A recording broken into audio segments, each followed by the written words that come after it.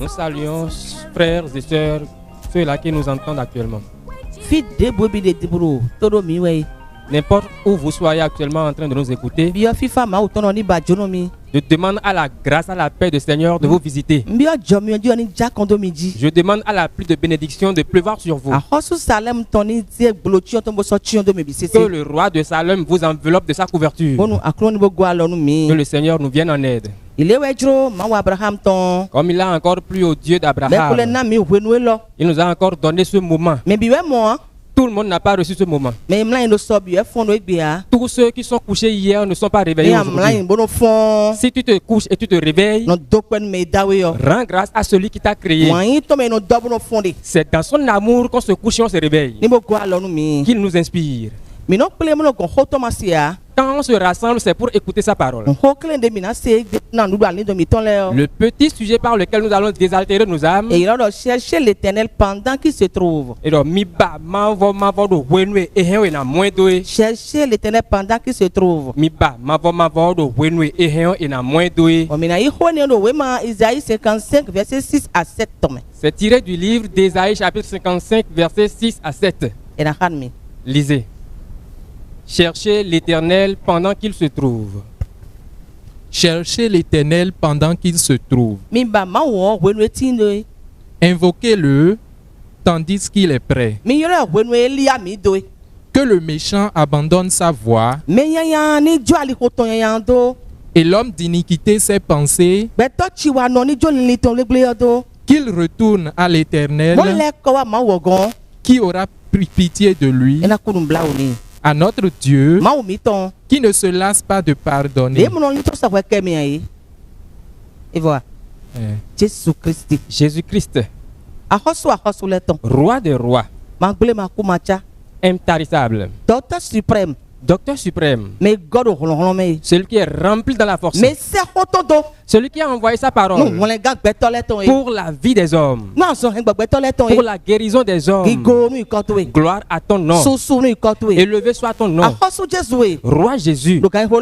En ce moment, nous voulons te dévorer la manne que tu es, la puissance qui en est, qu'elle pénètre les cœurs, le miracle qui en est caché, qu'elle guérisse les âmes qui sont dans la servitude, qu'elle recouvre la vie. Roi Jésus, écoutez, bénis cela. Au nom de Jésus-Christ. Gloire à Dieu. Alléluia. Alléluia. Amen. Frères et sœurs, vous qui nous écoutez, la parole que le Dieu nous a envoyée aujourd'hui, et nous allons écouter pour la vie de nos âmes, est intitulée Cherchez l'Éternel pendant qu'il se trouve. On demande de chercher l'Éternel pendant qu'il existe. Et je voudrais demander, est-ce qu'il y a un moment pour chercher le Dieu? Si on ne le cherche pas à ce moment, est-ce qu'on ne va plus le trouver? Et je réponds encore, non. Alléluia. Amen. Dieu a un moment et si on ne le cherche pas vite, on ne pourra pas le trouver. Alléluia. Amen. Nous avons un petit moment. La parole de Dieu nous dit que les hommes qui sont conçus d'une femme, ils ont un petit moment. Alléluia. Amen. Dieu a une richesse. Parmi les richesses, même si tu es un grand Richard, et si tu n'as pas celui-là, tu es zéro. Alléluia. Amen. Amen. Amen. Donc, comme c'est un moment que cela, le court moment que tu as, accours maintenant. Et cherche-le. Accourons, c'est maintenant qu'il faut le chercher. C'est maintenant que tu dois le chercher. Si tu ne le cherches pas maintenant, tu vas tomber sur la porte. Alléluia. Amen. Amen. Amen. Pourquoi est-ce que nous devons le chercher? La raison pour laquelle on doit chercher Dieu, c'est que nous avions déjà laissé Dieu. L'homme est éloigné de Dieu. Au moment où il avait mangé le fruit du jardin d'Éden, au moment où Dieu avait interdit de manger ce fruit, et l'incrédulité de l'homme, l'homme a laissé Dieu et il est allé obéir à l'ennemi de Dieu. Et c'est depuis ce jour, une séparation est entrée entre Dieu et l'homme. Cette séparation, ça a amené les problèmes à l'homme. L'homme est devenu malade. Les tribulations sont devenues partout. Il n'y a plus de repos. Cette séparation qui est venue entre Dieu et l'homme, c'est ça qui a amené la maladie. C'est ça qui a amené la mort. C'est ça qui a amené la pauvreté. C'est ça qui a amené les souffrances. L'homme est éloigné de Dieu. L'homme est devenu esclave. Le cerveau est obscurci. Le cœur est tortueux, est endurci. L'homme est devenu homme à problème. Donc avant que l'homme ne recouvre la satisfaction, il doit chercher son créateur. Tu dois chercher ton sauveur. Il n'est pas éloigné de nous. C'est lui-même qui a demandé qu'on le cherche. Lui-même, il veut que l'homme le cherche. Nous allons lire dans l'Acte des Apôtres, chapitre 17, verset 27. à partir du verset 27. Il a voulu qu'il cherchasse le Seigneur parce qu'il a regardé le monde dans lequel nous sommes. Au moment où nous étions entrés en séparation avec lui, le profond creux dans lequel l'homme est, c'est devenu un creux de souffrance. C'est devenu un creux de tribulation. Venez voir. Donc l'homme était méchant. Dieu ne voulait pas voir ça. Il a voulu que l'homme le cherche. Il a voulu qu'il cherchasse le Seigneur et qu'il s'efforçasse de le trouver en tâtonnant.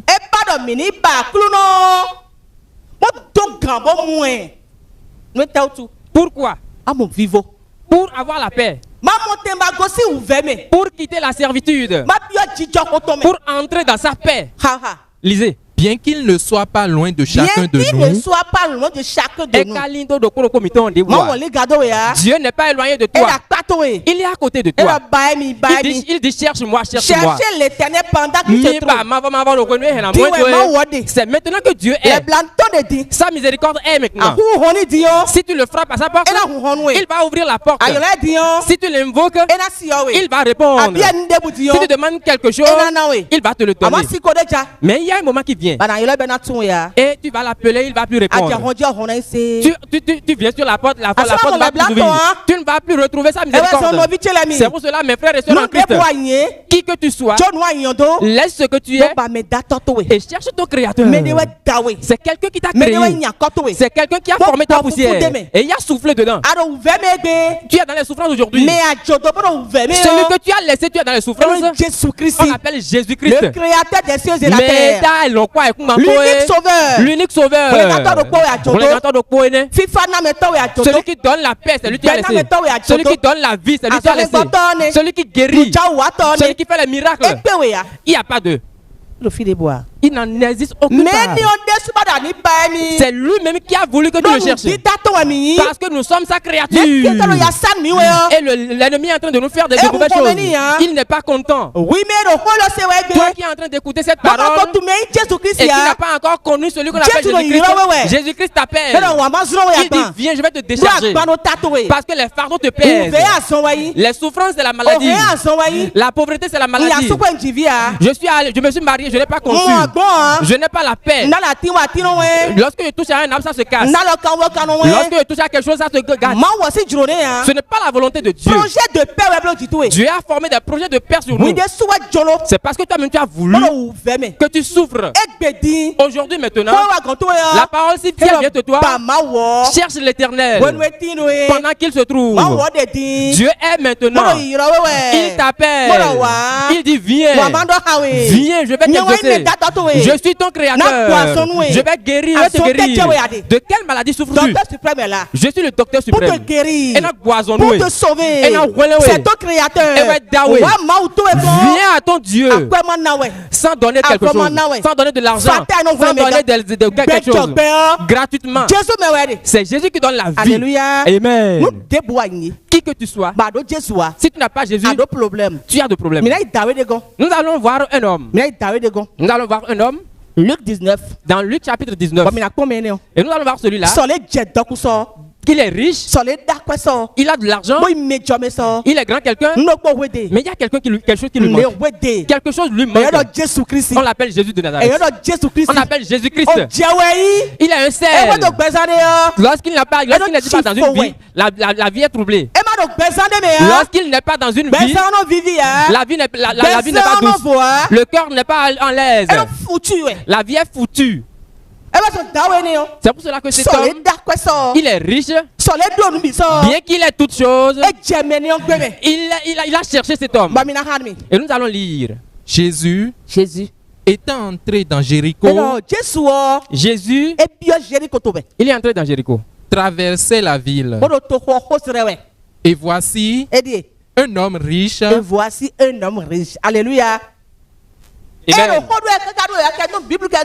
Lorsque la Bible parle, et il parle de richesse, il parle de riches, ce n'est pas les gens qui ont 4 millions, ce n'est pas les gens qui ont des milliards, les grands richards.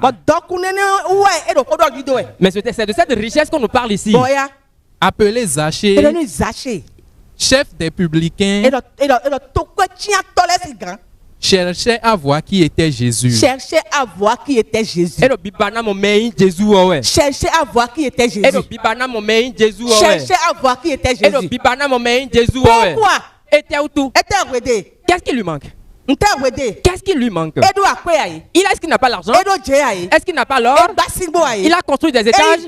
Il est grand quelqu'un. Mais pourtant, il lui manque une chose. Quelque chose lui manque. Il y a une richesse qui lui manque. Il y a un sauveur qui lui manque. Il y a un docteur qui lui manque. Quelque chose lui manque. Continue. Mais il ne pouvait y parvenir à cause de la foule, car il était de petite taille. Il était de petite taille. Il est éloigné de la gloire de Dieu. Quelque chose manquait à Zachée pour voir Jésus. Mais il avait la volonté de voir Jésus. Jésus lui manquait. Il avait soif de Jésus. Il avait soif de Jésus. Il avait la volonté de voir Jésus. Il a oublié tout ce qu'il avait. Il a oublié sa personnalité. Il a oublié ses richesses. Il a oublié sa gloire. Mais Jésus lui manquait. Il avait envie de voir Jésus. Il a commencé par le chercher. Il dit, je vais le connaître obligatoirement. Je vais le connaître. Je vais le connaître. Continue. Il courut en avant. Il a couru. Il a couru. Il s'est d'abord levé. Il a laissé tout ce qu'il a. Au moment où il courait, il a oublié sa personnalité. Il a oublié sa gloire. Il a oublié son argent. Il a oublié sa personnalité. Mais il y a quelque chose qui lui manquait. Quelque chose lui tenait à cœur. Quelque chose lui manquait. C'est Jésus-Christ. La puissance qui est cela, qu'elle pénètre les cœurs. Alléluia. Amen. Continue. Et monta sur un sycomore pour le voir. Ce grand Richard. Un grand Richard. Quelque chose, rien ne lui manquait dans la chair. Rien ne lui manquait dans la chair. Il cherchait tellement Jésus. Il est allé monter sur un sycomore. Il est monté sur le sycomore. Il est monté sur l'arbre de difficulté. Il a accepté les souffrances. Je peux avoir toutes les souffrances pourvu que je vois Jésus. Dans sa vie, ce qui lui manquait, c'est que Jésus pénètre son cœur. Que Jésus pénètre son temple. Il voulait Jésus dans sa maison. Il voulait que Jésus entre dans sa maison. Sa vie serait à l'aise. J'aurai la paix. Je vais surmonter l'ennemi. Je vais entrer dans la lumière. Tout ce qu'il avait, c'était devenu zéro. Il ne sait plus. Il a oublié cette chose-là. C'est Jésus qui lui manquait. C'est Jésus qui lui tenait à cœur. C'est Jésus qui est ses pensées. Mon frère, ma soeur en Christ. Mon frère qui n'a pas encore connu Jésus. Qu'est-ce que tu as aujourd'hui et qui t'empêche de venir à Jésus? Que Jésus nous inspire. Qu'est-ce que tu as aujourd'hui? Qu'est-ce que tu as aujourd'hui qui est ton forteresse? Tu vas laisser tout ça. C'est Jésus qui ne laisse jamais. Jésus ne laisse jamais. Il commence avec toi et il finit avec toi. Ce qu'il veut, si tu le cherches, c'est que tu vas le trouver. Si tu le cherches, tu vas le trouver. Continue. Parce qu'il devait passer par là. Au moment où il courait, il est allé monter sur un sycomore. Il est allé monter sur un arbre. Dans sa pensée, si Jésus tournait, Jésus va prendre par ici. Il est allé monter sur l'arbre. Il attendait Jésus. Ce grand Richard, ce grand homme glorieux, il a toutes les choses. Mais il est pressé de voir Jésus. Il est pressé de le voir. Parce que son âme a besoin de Christ. Son âme a soif de Christ. Il n'a plus regardé les difficultés. Il n'a plus regardé le sycomore. Christ ou rien. Jésus, cabine debout. Pourvu que je le vois. Si seulement je peux le voir, la fraîcheur qui est en lui va me pénétrer. Continue. Lorsque Jésus fut arrivé à cet endroit, au moment où Jésus courait, Jésus a compris cela. Il a compris que Jésus le cherchait parce qu'il est esprit. L'esprit connaît l'esprit. Au moment où il est venu vers l'arbre, il leva les yeux et lui dit, il leva les yeux. Il a dit quoi? Zaché, à toi de descendre, car il faut que je demeure aujourd'hui dans ta maison. Zaché se hâta de descendre et le reçut avec joie. Voyant cela, tous murmuraient et disaient, il est allé loger chez un homme pécheur. Jésus qui est le sauveur, Jésus qui est homme de paix, il est allé loger chez un homme pécheur. Alléluia. Amen. Amen. Amen. Amen. Amen. Je voudrais t'expliquer que la seule chose que tu vas chercher dans ta vie, et ta situation va changer, la paix va entrer dans ta maison et tu seras reçu de Dieu. C'est son fils unique, Victor de quoi? Son fils unique, Jésus-Christ. Celui qui a été envoyé pour ta vie. Celui qui ne l'a pas trouvé a de problème. Maintenant que tu es malade aujourd'hui et la sorcellerie te tourmente, les gris-gris te tourmentent, lorsque tu travailles, tu ne trouves pas de commis, tu n'as pas la paix aujourd'hui. Est-ce que tu en sais la raison? C'est parce que tu as laissé ton Créateur. Tu as laissé Jésus-Christ. Alléluia. Amen. Toi qui es dans la congrégation qui te dit chrétien et jusqu'à aujourd'hui tu es toujours dans les faiblesses, tu n'as jamais pu quelque chose. Il est mort, il est encore levé. Écoute, je te dirai, si tu accours un peu, si tu ne te détournes pas, si tu persévères dans les lamentations, tu vas tomber sur Jésus. Parce que celui qui le trouve, leurs yeux s'ouvrent. Ils ont pitié de leur nature. Ils ont la guérison. Leur âme retrouve la guérison. Ne t'accroche à rien. Comment t'appelles-tu? Quel diplôme as-tu? Quelle gloire crois-tu que tu as? Je te dis que tout est zéro. Tout est zéro. Tu es Richard. Tu as de l'argent. Est-ce que tu as de l'argent comme Zaché? Il a laissé ton argent. Il a dit que si Jésus vient, si je trouve Jésus, il est plus gros que l'argent. Il est plus gros que la bière. Ma vie va changer. Tu t'es accroché à ton égoïsme. Tu es fier. Tu te dis que c'est moi qui suis ceci. Tu n'es rien. L'homme né de la femme. Sa vie est courte. Tu n'as qu'un temps court à passer sur cette terre. Utilise ce petit temps pour chercher Jésus. Ta vie va changer. Tu vas entrer dans la paix. Ta maison sera en paix. Les portes de service vont s'ouvrir. Tu vas vaincre la sorcellerie. Tu vas vaincre les gris-gris. Tu tu seras un homme pieux. Parce que ceux qui l'ont trouvé, c'est à eux qu'il a donné le pouvoir de vaincre la puissance de l'ennemi.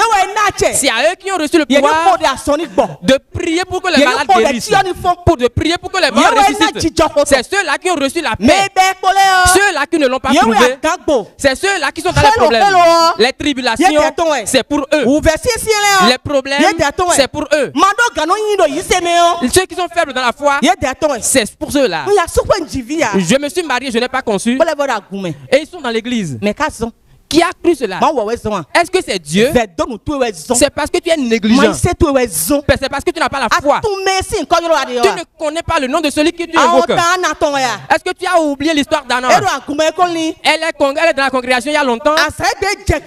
Mais le jour où elle a commencé par chercher Jésus, le jour où elle était fatiguée de cet état, elle a parlé dans son cœur. Mais j'ai un sauveur. Elle a dit, j'ai un sauveur. Capable de tout. Capable de tout. Pourquoi est-ce que je souffre? J'irai vers mon Dieu. Le jour où il est allé voir son Dieu, sa maladie n'est-elle pas guérie? Elle n'a pas conçu. Elle n'est pas entrée dans la joie. Mais toi, tu es dans la congrégation. Tu ne peux rien parce que tu es paresseux. Parce que tu ne pries pas. Parce que tu n'as pas la foi. Mon frère et soeur en Christ, il faut croire que c'est Jésus. C'est lui et c'est rien. Il n'y a plus rien. Il n'y a plus personne. Mais il faut d'abord le chercher pour le trouver. C'est ceux qui le cherchent qui le trouvent. Tous ceux qui le cherchent le trouvent. Alléluia. Amen. Je voudrais lire un passage. Le livre de Jérémie. Chapitre 9. Verset 23. À partir du verset 23. Lisez. Jérémie chapitre 9, verset 23.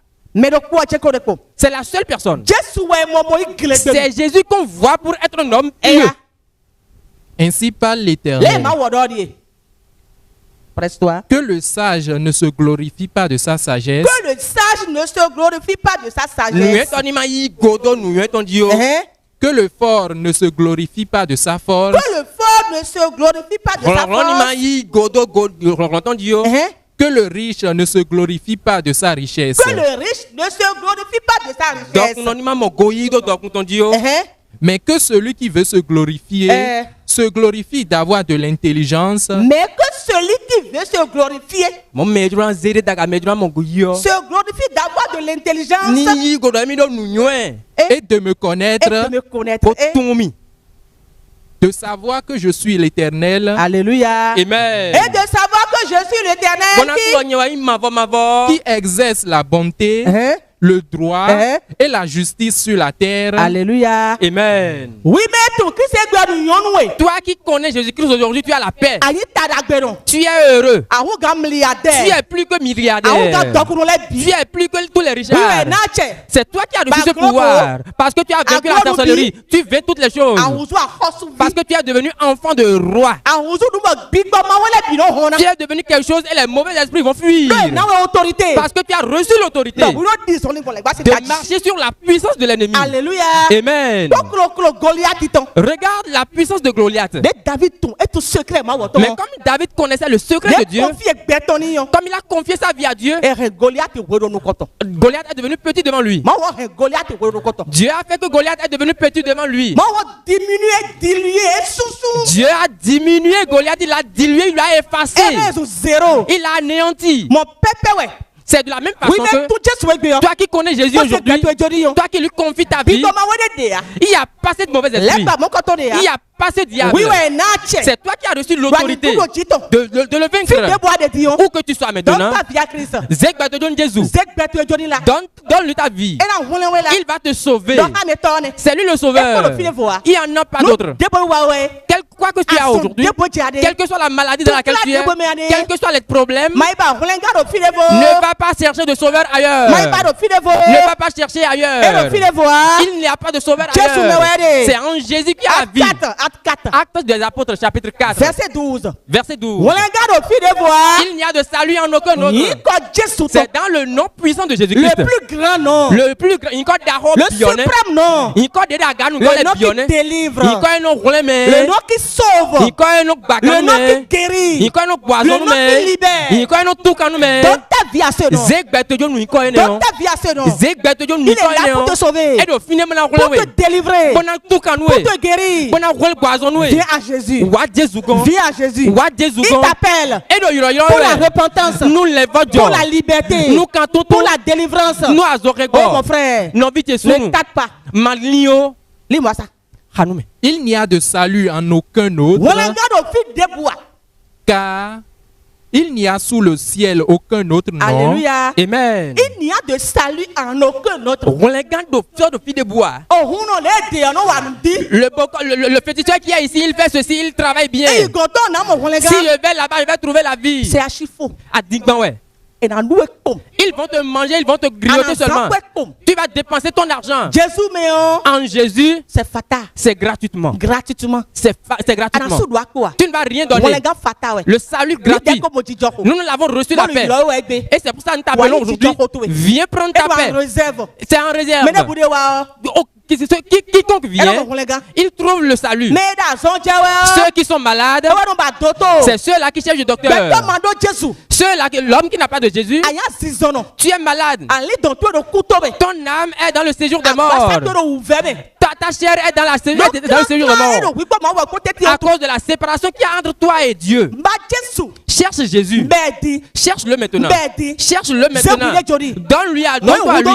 Quel que soit ce que tu as besoin, tu vas tout trouver. Il n'y a de salut en aucun autre. C'est en Jésus seul. Quelle que soit la souffrance dans laquelle tu es, quel que soit ce que tu cherches, c'est en Jésus que tu vas le trouver. C'est en Jésus que tu vas trouver.